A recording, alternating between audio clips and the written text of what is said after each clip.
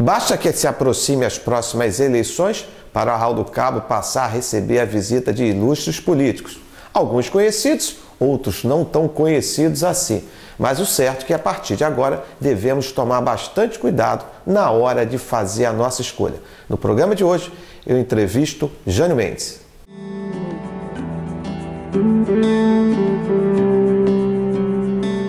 Bom, inicialmente eu quero agradecer a oportunidade de estar aqui no programa Interrogação falando a família cabista. É uma alegria muito grande. Jânio Mendes é um cidadão, filho da cidade de Cabo Frio, de um bairro de pescadores, ali o bairro da Gamboa, que teve a oportunidade de, ali numa infância pobre e humilde, vencer na vida. Jânio teve a oportunidade de ser jardineiro na ogiva. Jânio teve a oportunidade de ser ambulante nas praias do Peró e das Conchas. Jânio teve a oportunidade de estudar. Hoje, Jânio é professor, Jânio é advogado. Jânio é casado, pai de 2 filhos. Jânio é um homem temente a Deus. Cristão, católico, professa a sua fé e traz os ensinamentos da sua fé para a realidade prática da sua vida pública. Assim, Jânio, depois de 4 vezes vereador na cidade de Cabo Frio, hoje está deputado estadual. Jânio é um homem de ideal, de princípios, de valores éticos e morais, que ama o que faz e que acredita que a transformação política pode trazer grandes benefícios ao cidadão. É em busca desse ideal que estou na vida pública e que acredito.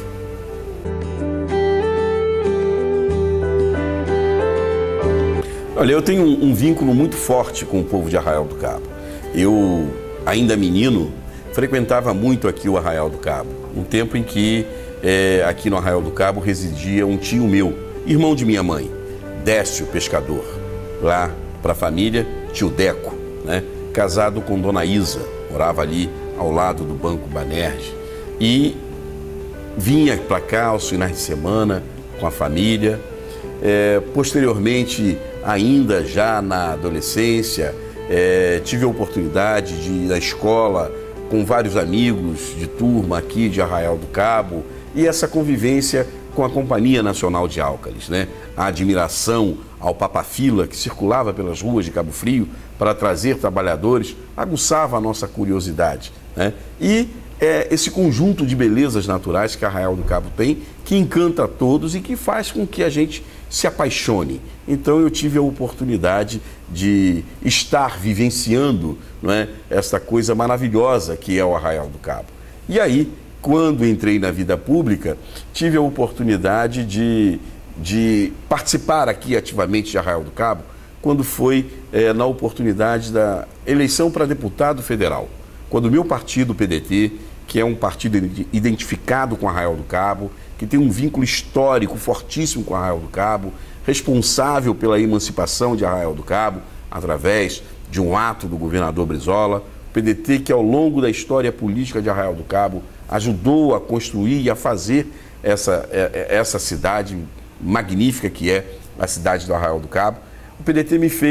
O Arraial me fez aqui o deputado federal mais votado naquela eleição. Ajudei o partido com a legenda para que o partido continuasse existindo. Depois fui candidato a deputado estadual e de novo tive uma magnífica votação aqui em Arraial do Cabo. Durante todo esse meu período de vida pública, no exercício do mandato de deputado, eu tenho procurado, sempre que tenho a oportunidade, escrever Arraial do Cabo no rol das minhas ações. Quando tive a oportunidade de fazer emendas para a área da educação, trouxe para Arraial do Cabo ônibus escolares que estão aí, foram doados à prefeitura e estão aí circulando nas ruas de Arraial do Cabo. Na área da saúde, trouxemos uma ambulância, através de emenda orçamentária, uma ambulância UTI, que está aí atendendo a população de Arraial do Cabo.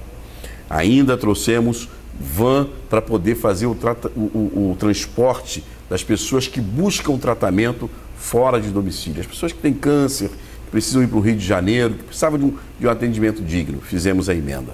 Estamos lutando para trazer para Arraial do Cabo corpo de bombeiros.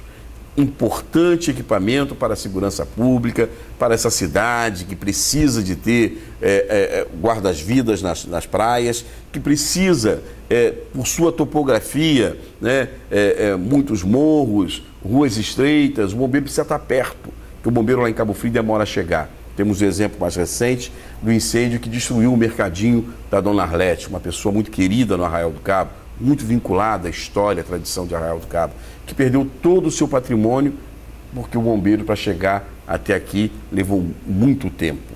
Então, é importante isso para Arraial do Cabo.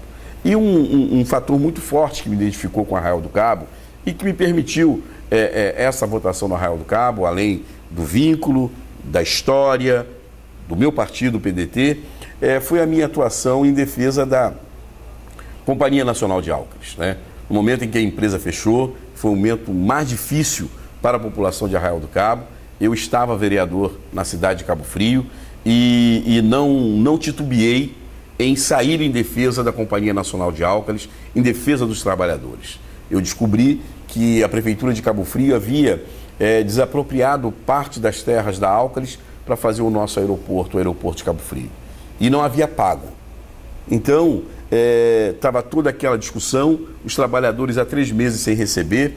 Eu vim aqui para Arraial do Cabo, participei das assembleias, da caminhada que os trabalhadores fizeram aqui, peguei os trabalhadores, levei lá para a porta da Prefeitura de Cabo Frio, comprei lanche para os trabalhadores, guaravita, sanduíches, olha, vocês vão ficar aqui, e fui para a Câmara, fiz discurso firme, fui para a Justiça e disse, ó, os trabalhadores só vão sair daqui a hora que a Prefeitura de Cabo Frio, que tem dinheiro, eu era vereador, acompanhava, fiscalizava o orçamento do município, sabia que a Prefeitura tinha o dinheiro em caixa e que podia fazer aquele pagamento, porque aquele pagamento significava os 3 meses de salário atrasado, mais os meses para frente e uma sobrevida, até que se encontrasse uma solução para a Companhia Nacional de Álcalis, visto que o fechamento foi repentino.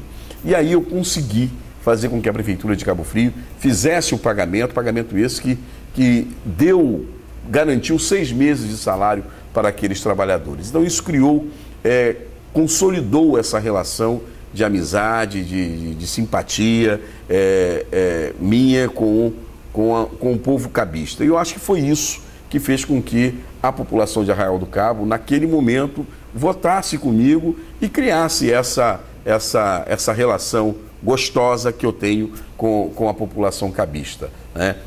Sou autor do projeto de lei, da lei que já foi sancionada pelo governador, que declara Arraial do Cabo com reconhecimento como capital nacional do mergulho, um importante instrumento para capitalizar recursos a fim de potencializar esse calendário turístico de Arraial do Cabo. Então eu acho que essa coisa de você estar representando, eu digo sempre o seguinte, eu sou representante das pessoas que votam comigo até o momento da eleição. Depois da eleição eu sou representante de todos. Então assim, eu sou também representante de toda a população cabista. Isso me emociona, isso me faz lutar muito, vibrar. Agora mesmo, né, eu estou envolvido aí numa luta e a gente vai conseguir. Estou lá com a comunidade, né, de Monte Alto, que está com ação de despejo. Então a gente conseguiu, com a Associação de Moradores, suspender a ação demolitória, uma liminar que suspende a ação demolitória, e estou cuidando, junto com o INEA, para que haja uma alteração dos limites do Parque da Costa do Sol e seja dado o título de propriedade a todos aqueles moradores, para que eles tenham direito a ter a água, a ter o saneamento básico, a ter a urbanização, a ter a energia elétrica, o direito de ter cidadania, porque quando foi criado o parque, aquelas pessoas já estavam ali residindo. Estou presente em todas as assembleias que a Associação de Moradores faz, acompanhando de perto.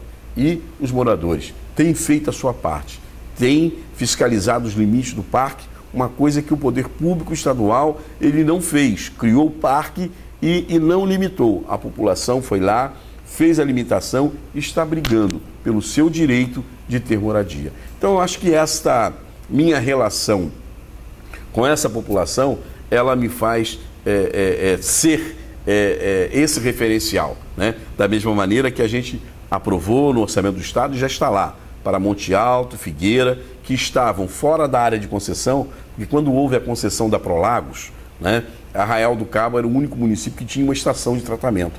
E aí não houve um acordo no processo de privatização da SEDAI para a compra do equipamento que era da Prefeitura de Arraial do Cabo. Então, Arraial do Cabo ficou na área do saneamento básico, fora desse contrato da Prolagos. E com isso, Monte Alto e Figueira ficaram fora do abastecimento de água e do tratamento de esgoto. A gente conseguiu incluir Monte Alto e Figueira. Semana passada, aprovei mais uma lei que destina 14 milhões e 800 mil reais para que haja a conclusão do abastecimento de água para Monte Alto e Figueira. Então, eu acho que tudo isso consolida essa nossa relação e traz uma confiança da população de Arraial do Cabo no deputado Jânio. Eu acho que isso transforma naturalmente na votação que recebi nas vezes em que fui candidato a deputado federal e deputado estadual.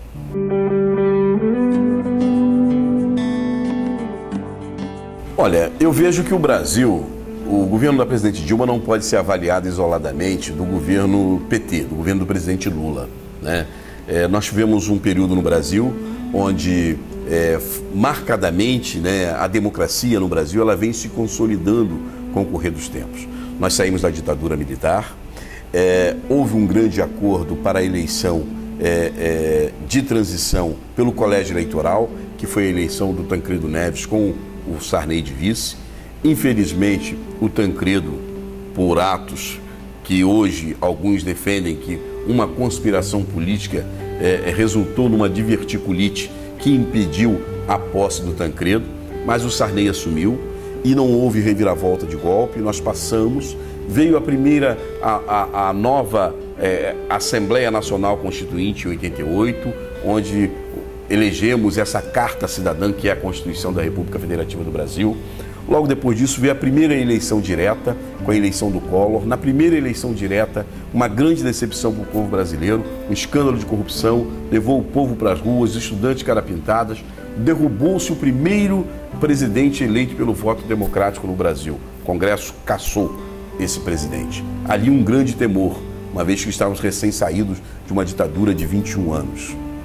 O presidente Itamar assumiu e iniciou uma grande revolução na área da economia, com um plano real. Plano este que acabou elegendo o seu ministro da Fazenda, o Fernando Henrique. E com a eleição do Fernando Henrique, a consolidação da política econômica, né? O domínio da inflação no Brasil. Uma inflação galopante, que era o grande fantasma do povo brasileiro, né? O povo brasileiro que um dia foi chamado às ruas para ser fiscal do Sarney e que se decepcionou. O povo brasileiro que pegou suas reservas e colocou na poupança, que veio o Collor e sequestrou. Então esse povo precisava de ter uma segurança. E essa segurança veio no período Itamar, depois com a transição para Fernando Henrique, consolidando a economia nacional. Depois do Fernando Henrique ter sido reeleito, veio a eleição desse grande brasileiro que representa a essência do povo brasileiro, a essência do povo nordestino, marcado pela dor, pela seca, pela miséria, né? Pela dura realidade de ter que migrar em pau de arara para São Paulo para ganhar a vida, morar debaixo de viaduto, de ponte, em palafitas, enfim. Esse brasileiro, depois de 4 vezes candidato, na 5ª candidatura, ganha. E um trabalhador chega à presidência da República. Com a eleição do Lula, aquela grande expectativa de novo, né? Uns mais céticos diziam, como que um cara que não tem curso universitário, que não tem diploma, um torneiro mecânico, será que esse cara vai ter condições de ser presidente da República? A dúvida, a incerteza transformou-se na grande revolução social desse país, que foram os 8 anos do governo Lula, com a ascensão da classe média, com um olhar caridoso para com os mais pobres, os mais humildes, programas de distribuição de renda, transformam o Brasil na grande potência. O mundo ruiu, a União Soviética se desfez, surgem os novos blocos econômicos, né? A União Europeia, lá de um lado, né? O NAFTA de outro, o Bloco Ásia-Pacífico, né? E essa economia mundial, ela começa a ruir. De um lado, Estados Unidos, Canadá e México, no NAFTA, entram em crise, a economia americana entra em crise. A União Europeia entra em crise. O bloco Ásia-Pacífico também entra em crise. E aí, na América Latina, surge um gigante, o Brasil. Com uma política arrojada de distribuição de renda, de elevação da classe média, de eliminação da pobreza e da miséria, o presidente Lula transforma a economia brasileira na grande economia do mundo, com crescimento somente acompanhado pela China, os dois gigantes que surgem nesse mundo moderno. Então é nessa tônica que o governo Lula faz a grande transformação social e econômica do país, dando estabilidade e crescimento. E aí a Dilma é reeleita. É preciso agora um segundo passo.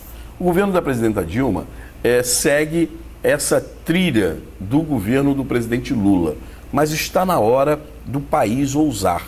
É preciso que a presidenta Dilma acene para o país nessa direção. É preciso muito mais, porque as exigências hoje daquela classe que ascendeu da classe média para a classe B, que ascendeu da pobreza extrema para a vida digna. Essa gente quer mais, essa gente deseja mais. E é preciso que isso seja entendido.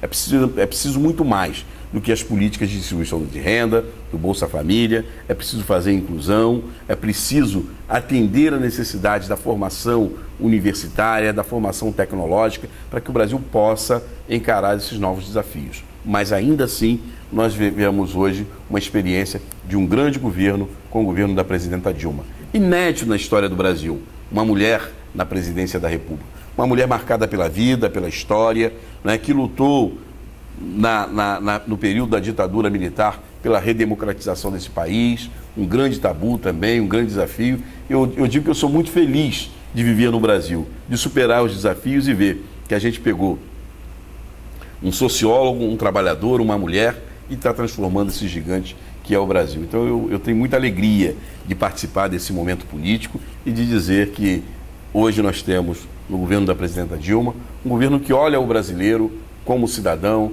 um governo que está investindo na formação universitária. A universidade brasileira, foi um grande mérito do presidente Lula, deu um grande salto. Nunca se investiu tanto neste país em universidade como investiu o governo Lula e hoje segue investindo o governo Dilma. Eu tenho acompanhado as experiências, né, na Universidade Federal Fluminense. Quem vai ali em Niterói vê o gigantismo daquele campus. Aqui próprio na nossa região, ali em Cabo Frio, o Instituto Federal Fluminense, o colégio da Universidade Federal Fluminense aqui na cidade de Arraial do Cabo. Eu acho que são esses investimentos que irão apontar em direção ao futuro, né?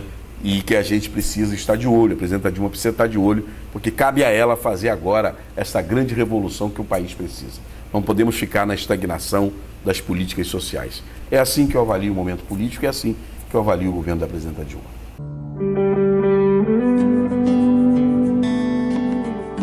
O governo Sérgio Cabral foi um governo que trouxe uma realidade nova para o Rio de Janeiro.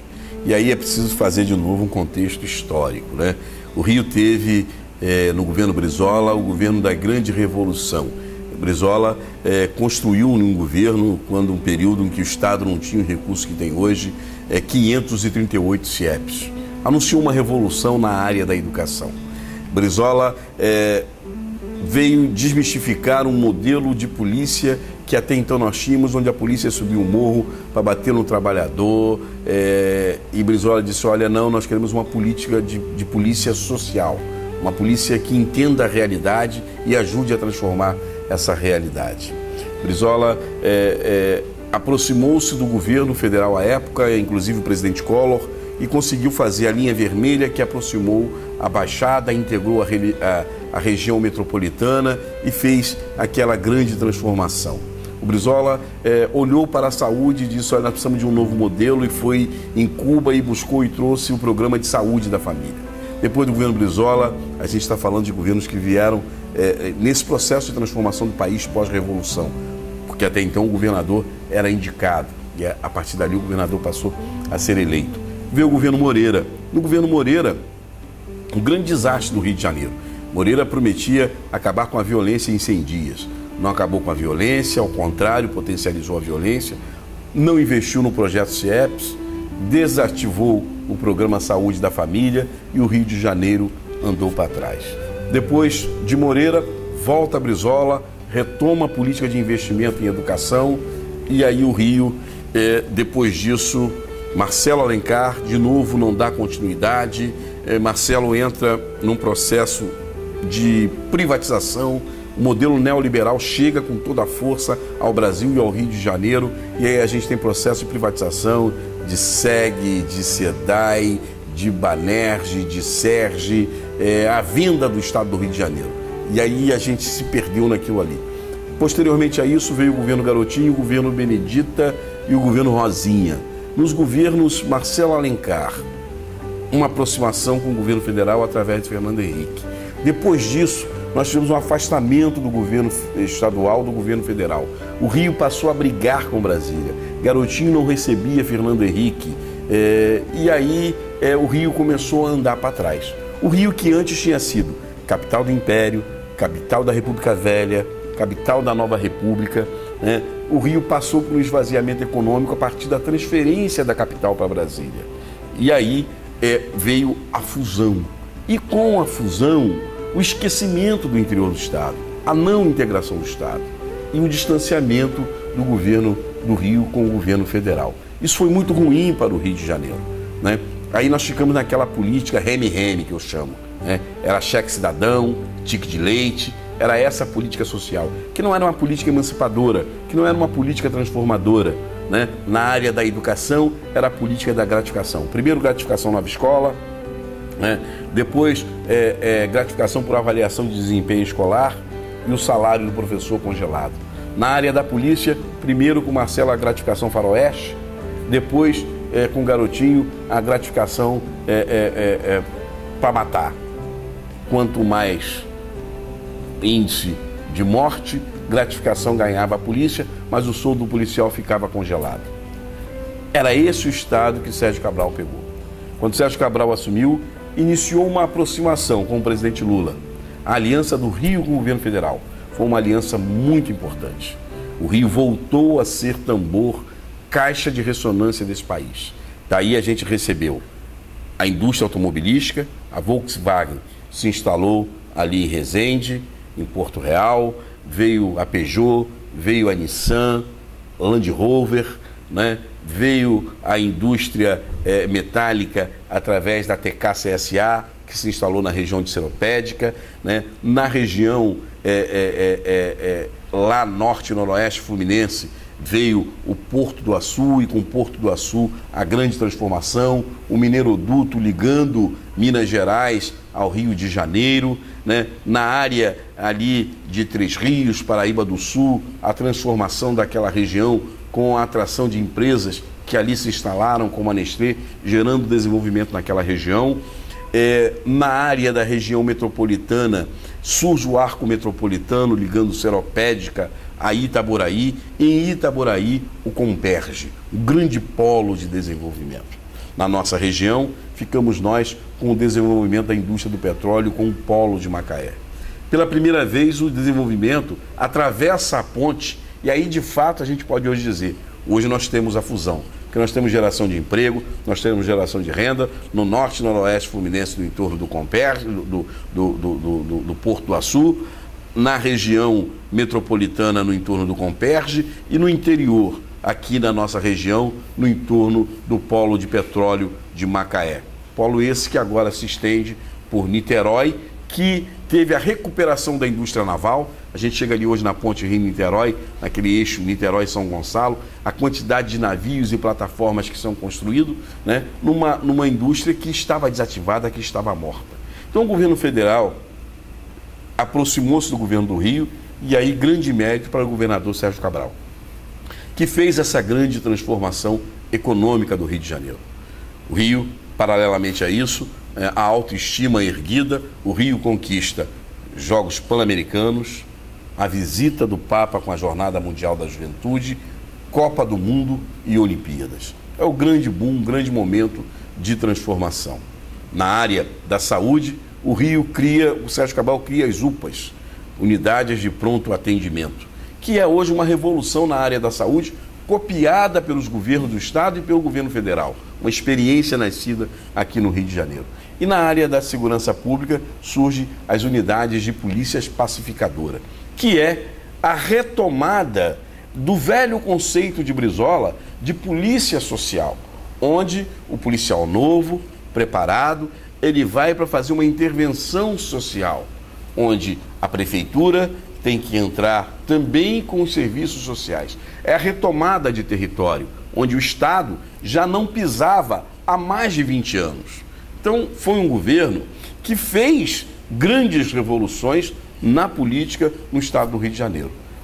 Mas o governador Sérgio Cabral também cometeu erros, cometeu equívocos. Eu já tive a oportunidade de dizer isso a ele. Talvez em razão da grande popularidade que saiu da reeleição, com 68% dos votos válidos do Rio de Janeiro, ele errou em algumas avaliações. E aí não teve um bom comportamento no tratamento, por exemplo, do movimento de greve de reivindicação dos bombeiros. Hoje, se você perguntar a qualquer bombeiro, a política salarial do governo Cabral é a melhor política que o Corpo de Bombeiros já teve na história do Estado do Rio de Janeiro. Recuperou os salários dos bombeiros que vinham com soldo congelado lá de garotinho, né? Aquela história das gratificações, né? O uso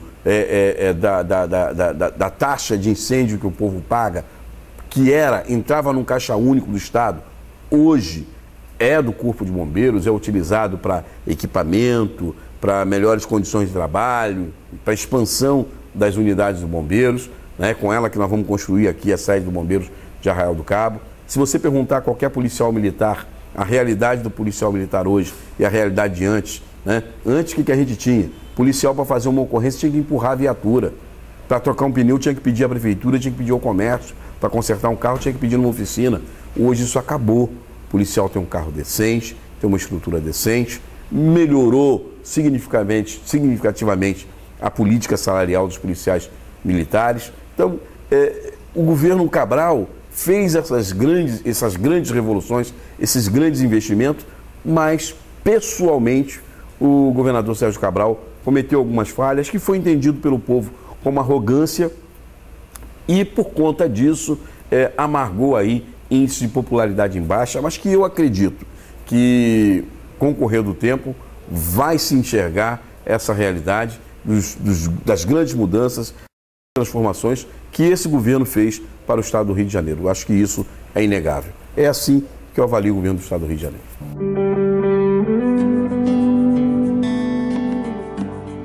Olha, eu tô numa condição muito suspeita para avaliar o governo do Alair, porque eu fui candidato em oposição a ele. E eu já tenho dito, eu faria muita coisa diferente, tá? O fato de eu ser oposição a Alair não me impede de ajudar a cidade de Cabo Frio, porque eu sou deputado da cidade de Cabo Frio, não sou deputado apenas daqueles que votaram comigo. Eu dou sempre ênfase a isso, por isso eu repito aqui. Eu trouxe agora para Cabo Frio a Estrada da Integração, ligando Tamoios a Cabo Frio, ao Jardim Esperança. Por quê? Porque eu acredito nessa estrada. Eu acho que essa estrada é a grande transformação, é a grande ponte entre o presente e o futuro na cidade de Cabo Frio, no que diz respeito ao desenvolvimento e à geração de emprego. Eu trouxe para Cabo Frio van para transporte de doentes para tratamento no Rio de Janeiro. Eu trouxe para Cabo Frio também ônibus para educação, né? Enfim, asfalto para poder fazer asfalto na porta. Enfim, grandes investimentos eu trouxe do governo do estado para a cidade de Cabo Frio. Na área de saneamento para a Lagoa de Araruama, tratamento de esgoto, são mais de 104 milhões de reais, fruto de emenda parlamentar minha. Então eu não tenho nenhuma rivalidade pessoal que me impeça de trabalhar em favor da cidade. Agora, eu tenho que pontuar aquilo que eu tenho de divergente. Cabo Frio é uma cidade que, por exemplo, só nesse período de 1 ano e 3 meses do governo do Alair, já recebeu mais de 500 milhões de reais de royalties do petróleo. Nesse período em que Cabo Frio se transformou numa cidade rica, de 1996 para cá, Alair foi prefeito 2 vezes, está sendo prefeito pela 3ª vez, o Marquinho foi prefeito 2 vezes, né? E a gente olha a cidade de Cabo Frio, no governo do Marquinho a gente teve um investimento muito forte no social, no humano, com políticas públicas eficazes, que melhorou a vida da população. No governo do Alair, a gente teve um investimento forte em maquiagem, que embelezou a cidade está mais bonita, quem vê de fora olha, poxa, Cabo Frio está bonito. Mas são obras superficiais. Nós não temos 1 centímetro de esgoto tratado, o nosso esgoto é captado ainda pela rede de águas fluviais, que quando chove, abre-se as comportas e joga todo o esgoto na lagoa e, consequentemente, no nosso oceano. Nós não temos uma empresa, uma indústria instalada na cidade, quer seja indústria de transformação, não temos. Perdemos a Companhia Nacional de Álcalis, perdemos a Companhia Salinas Perinas, a Companhia Salcisne, que no passado empregou 2.000 funcionários, hoje emprega não mais do que 300 funcionários, e não houve a transformação da cidade. Os índices de educação, de avaliação do IDEB, que é uma avaliação nacional, a cidade de Cabo Frio é uma das últimas colocadas no estado do Rio de Janeiro. Então não houve investimento na transformação na qualidade do ensino. A realidade de saúde nossa, recentemente uma pesquisa feita de opinião pública na cidade, mostra que mais de 60% da população rejeita, reprova a política pública de saúde. Nós não temos hospitais de referência, de ponta, falta medicamento, né, nos postos de saúde, falta luva para o profissional trabalhar. E aí a gente se pergunta, onde é que foi investido todo esse dinheiro? Agora somos a cidade que mais shows realizou, que mais fogos queimou, tudo no supérfluo. Petróleo é passageiro. A gente tem petróleo aí por mais uns 15, 20 anos. O que nós vamos fazer depois do petróleo? A cidade, ela cresceu. Hoje Cabo Frio tem 200.000 habitantes. E nós não desenvolvemos geração de emprego. Nós perdemos o ciclo da laranja, nós perdemos o ciclo do sal, nós perdemos a pesca, não equipamos melhor a nossa pesca. A pesca hoje profissional, ela foi para o estado de Santa Catarina. O nosso pescador artesanal passa dificuldade. Quando se instala aqui uma plataforma de petróleo, cria-se no entorno dessa plataforma uma zona de exclusão, uma zona onde a pesca é proibida. Então o nosso pescador não pode ir. Ele precisa ter um equipamento para ir mais adiante e não tem. Então, eu avalio o governo Alair desta maneira. Ele podia ter feito as grandes transformações e não fez. Eu voltaria na história e compararia o seu governo aos governos lá da Grécia Antiga, onde alguns gestores diziam que o povo gostava de pão e circo, a falsa alegria. Alair dá ao povo pão e circo. Não faz transformação social.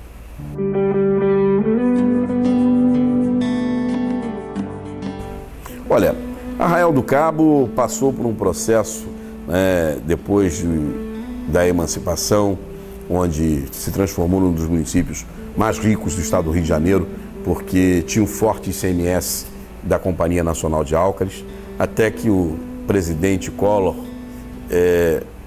que foi o presidente que fez a grande tragédia com Arraial do Cabo, porque ao quebrar o monopólio da Barrilha, ele acabou com a Companhia Nacional de Álcalis, porque permitiu com a importação de Barrilha que a Álcalis chegasse à falência como chegou. E com a falência da Álcalis, a cidade de Arraial do Cabo perdeu a sua grande galinha dos ovos de ouro, né? Posteriormente a isso, ela foi governada pelo PDT, com Hermes Barcelos e com Henrique Melman. É verdade que Arraial do Cabo era uma cidade pobre, mas o povo cabista viu o dinheiro público ser investido, né?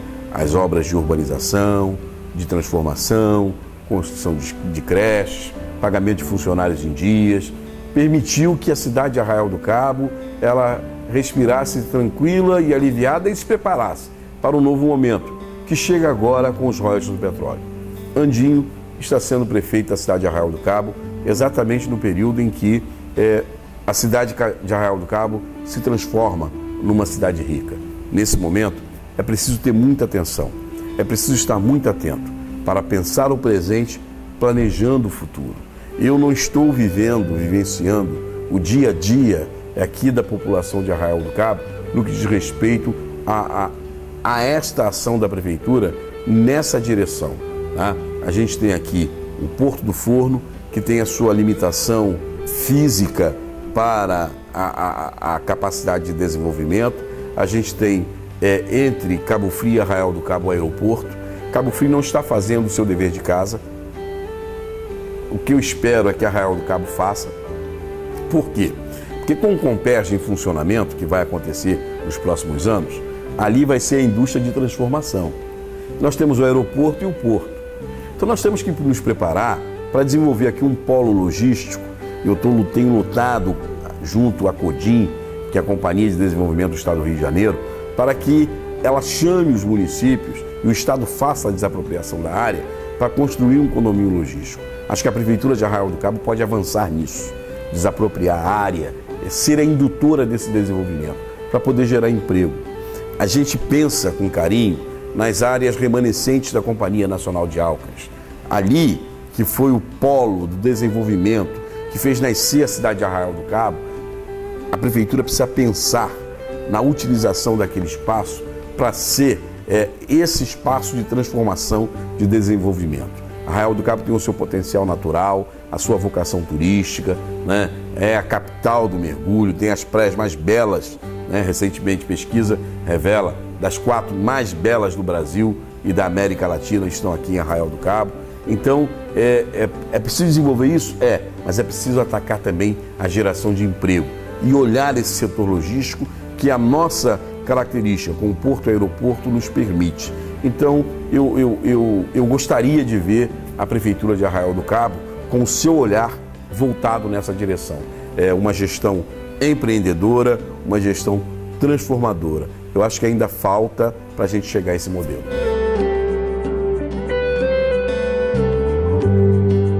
Olha, eu vejo que o Arraial do Cabo tem uma grande força. Essa força é o PDT. O PDT tem aqui no Arraial do Cabo filiados, militantes, históricos, que são apaixonados. Eu costumo dizer lá no Rio de Janeiro que o PDT no Arraial do Cabo é uma religião, né? As pessoas são pedetistas mesmo, tem esse vínculo histórico. E tão logo a gente organiza esse partido, tão logo a gente reestrutura esse partido é a grande força da eleição. No partido, a gente tem que reconhecer o mérito e o valor das pessoas que, mesmo nesse momento difícil, se estruturam, se mobilizam para manter esse partido de pé. Eu falo da juventude que me acompanha, né? Juventude que me acompanha desde o primeiro momento aqui na cidade de Arraial do Cabo, né? Quero citar aqui alguns nomes, né? Babi, Davi, Diego, Fernando, Flávio, grandes amigos que amam o partido e que me ajudaram a caminhar. Eu falo da pessoa do Dudu, né? Ex-vereador na cidade, um cabista apaixonado, que está aí com o seu nome a serviço do partido, né? É preciso que a gente reconheça o mérito, né, de Henrique Melman, enquanto prefeito, enquanto liderança do partido, que essas pessoas elas possam se organizar nessa capacidade que tem de reestruturar o partido, de trazer de volta a militância e fazer com que o partido apresente uma alternativa segura para Arraial do Cabo nos próximos anos. E daqui a 2 anos vai ser a chance que a gente vai ter de apresentar esse programa de governo. Eu posso garantir a você, o PDT tem essa capacidade. O PDT é como o Fênix, ressurge das cinzas, principalmente aqui em Arraial do Cabo. E eu tenho absoluta convicção de que essas pessoas estarão mobilizadas, terão a capacidade de articular, de juntar o novo com o histórico e fazer desse partido, com virtudes, o partido que vai fazer a grande transformação, a janela que vai se abrir para o futuro de Arraial do Cabo. Eu acredito nisso, eu acredito nessas pessoas.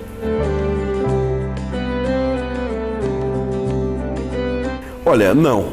Eu sigo com firmeza as orientações partidárias, porque eu tenho a oportunidade de, toda vez que me é colocada uma posição, eu questiono, eu procuro flexibilizá-la e buscar, dentro do meu partido, um consenso. É esse exercício é o que eu trago para a minha vida pública. Eu acho que o homem, ele não pode ser escravo apenas das suas ideias. Ele precisa estar aberto ao novo, ele precisa estar aberto a esta capacidade de ouvir e de transformar as suas ideias, tendo como objetivo o bem comum. É assim que eu ajo. Eu parto sempre do princípio, sabe, que Deus deu ao homem 2 ouvidos e uma boca. Ouça mais e fale menos. Ouça a palavra, leve para o seu coração, transforme e tenha essa capacidade de mudar. Porque as coisas mudam, a velocidade muda. Existe uma coisa que não muda no homem, a sua essência. Se você mantém os seus valores, os seus princípios éticos e morais, com isso eu não transijo, e não transijo em hipótese alguma. Agora, o que eu não posso negar é a realidade transformadora do mundo de hoje. O mundo de hoje é o mundo da velocidade da informação. O que a gente está dizendo aqui agora, daqui a pouco não é verdade absoluta, porque por uma fração de segundo a coisa se transforma, né? E a gente precisa estar aberto a isso. É essa realidade que vai transformar o mundo. E o homem, ele precisa ter esta consciência. A máquina não tem mais poder do que ele.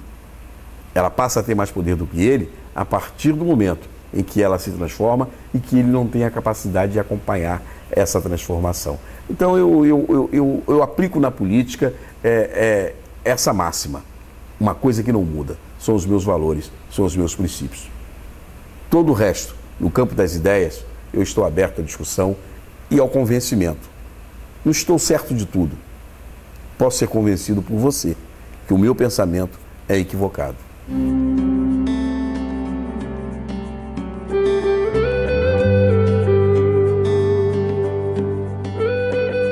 A minha mensagem final é uma mensagem de agradecimento. Agradecimento a você, à TV, ao programa, por essa oportunidade de falar um pouco mais da minha vida, da minha história, dizer das minhas ideias, dos meus valores e dizer que o meu carinho, o meu amor pelo povo, pela família cabista é cada vez maior. Eu não tenho como pagar esse acolhimento, esta minha gratidão a todo o carinho que recebo aqui no Arraial do Cabo. Obrigado a você, obrigado amigo, que Deus abençoe a você, a sua família, que abençoe a minha família e que a gente possa transformar essa realidade de paz, essa realidade de emprego que a família, que a sociedade tanto precisa. Obrigado, Arraial do Cabo.